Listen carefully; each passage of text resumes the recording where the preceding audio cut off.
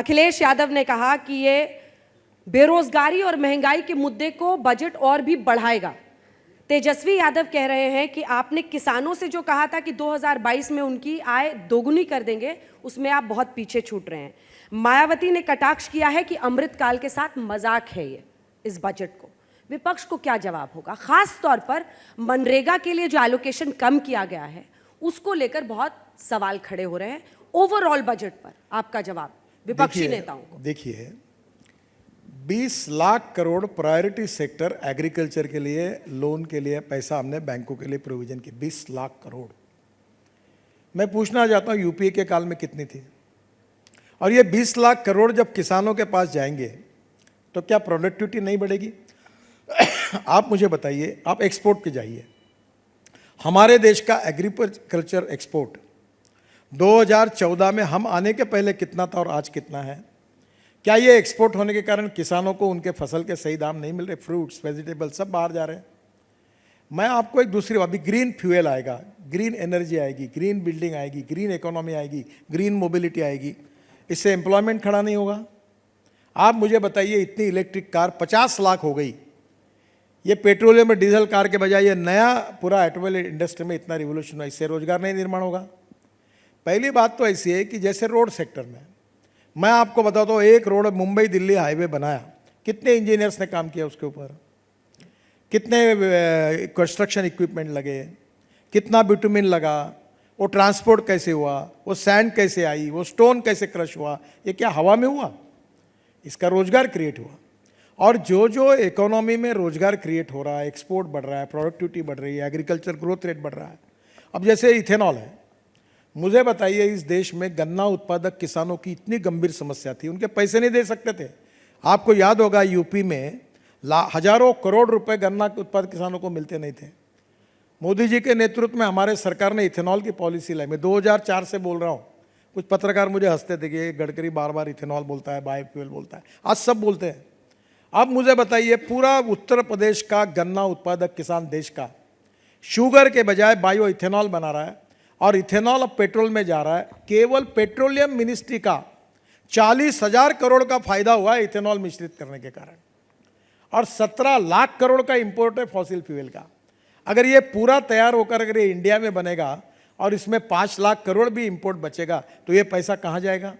ये किसानों के जेब में जाएगा। पर सर, बात तो दोगुनी इनकम की बात हुई थी, और बजट में तो वो शब्द ही नदारद हो गया, इसीलिए सबको और मैं आपको मौका मिला घेरने का। मेरे पास अभी स्टार्ट, मैं किसान हूँ और ज़्यादातर किसान है। हाँ, आपको पता नहीं, मुझे 4 डिलीट मिली है और रेप्यूटेड यूनिवर्सिटी की मिली है, और वाटर कंजर्वेशन, बायो एनर्जी, और विशेष रूप से इसके ऊपर में पंजाब राव कृषि विद्यापीठ अकोला, जो स्टेट गवर्नमेंट का बहुत बड़ा यूनिवर्सिटी है, महात्मा ज्योतिबा फुले यूनिवर्सिटी जो शिरडी के पास है राहुरी, और तीसरा बाबा साहेब अम्बेडकर यूनिवर्सिटी औरंगाबाद, और चौथी नांदेड़। 4 डिलीट मिली है, पीएचडी नहीं, डिलीट मिली है। और मैं किसानों में ही अपना काम करता हूँ, पर मैं वो मुंबई में रोड और टनल बनाए तब से लोग को रोड का ही पता है, मेरे पैशन है। और diversification of agriculture towards energy and power sector, ये मेरा मिशन है।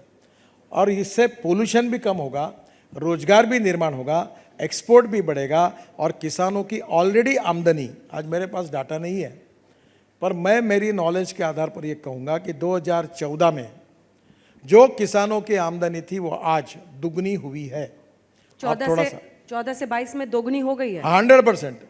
क्या बात कर रहे हैं? बिल्कुल सर, पर किसानों के लिए तो कोई मेजर अनाउंसमेंट हुआ ही नहीं इस बार के बजट में, और जो किसान सम्मान निधि की बात की जा रही थी कि उसमें भी इजाफा हो सकता है, उसमें भी कोई अनाउंसमेंट नहीं। 6,000 सालाना ही छोड़ दिया। आप सालाना छोड़ 3 दिया। बातें देखिए, इंडिविजुअल बेनिफिट पॉलिटिक्स, ये इडली पात्र बांटो, मिक्सी बांटो, ये इसको पैसा दो अकाउंट में, वो अलग चीज है सर, वो तो रेवड़ी की बात कर रहे हैं। आज मुझे बताइए कि ये जो मैं वाटर रिसोर्सेस मंत्री था, 27 झगड़े थे राज्यों के बीच में, पंजाब, हरियाणा, हिमाचल, सबके 19 झगड़े मैंने निपटा है।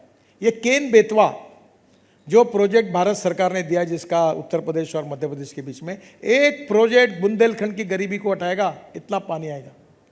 मैंने ये पोलावरम आंध्र प्रदेश में 60,000 करोड़ रुपये भारत सरकार ने, वो गोदावरी का 1300 टीएमसी पानी समुद्र में जा रहा था, वो रोक रही है। किसका फायदा होगा?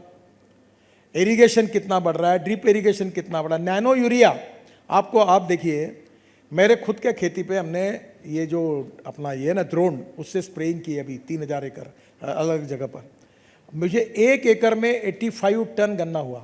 अब देखो 1 एकड़ में 4 बोरे यूरिया लगता था, अब नैनो यूरिया लाया, उसके कारण 2 बॉटल लगती है। अब जो हम लोग यूरिया जो फेंकते थे बोरे लाकर, वो 75% वेस्ट होता था और 25% प्लांट को जाता था। अब ये हुआ कि 75% प्लांट को जा रहा और 25% वेस्ट हो रहा, और 4 बोरे के जगह 2 बॉटल मैंने 2 बोरे में काम हो रहा है। तो किसानों के 2 यूरिया के अगर बैग बच गई तो उसका कम से कम फायदा कितने रुपए का है। तो इन शॉर्ट आप ये कह रहे हैं कि अब बचत हो रही है नई तकनीक के इस्तेमाल से। देखिए, एक्सपेंडिचर कॉस्ट को कम करना, पर एकड़ का एक्सपेंडिचर कम करना और अच्छी कीमत देकर प्रॉफिटेबिलिटी को बढ़ाना। सर एक और बात बताइए, productivity 9 राज्यों में इस बार चुनाव होने हैं और विपक्ष का एक ये भी आरोप है कि जब भी जहां भी चुनाव होते हैं उनके इर्द गिर्द ही हाईवे, रोड्स, नेटवर्क की उसी हिसाब से प्लानिंग होती है। ऐसी होती है क्या सर? मैं आपको पूछना चाहता हूँ, आप मेरे सवाल का जवाब दो। कौन सा राज्य ऐसा है कि जहाँ रोड नहीं बन रहे? उनका कहना है कि चुनाव नजदीक आप एक आते ही काम वहां करना, पर काम शुरू हो तुम्हारे जाता यहाँ जितने बैठे हैं ना, जो भी राज्य से आए उसको एक एक सवाल पूछना। इसमें से एक भी आदमी ये बोलेगा कि मेरे राज्य में रोड नहीं बन रहे, तो आप जो बोलो मुझे सदा देना।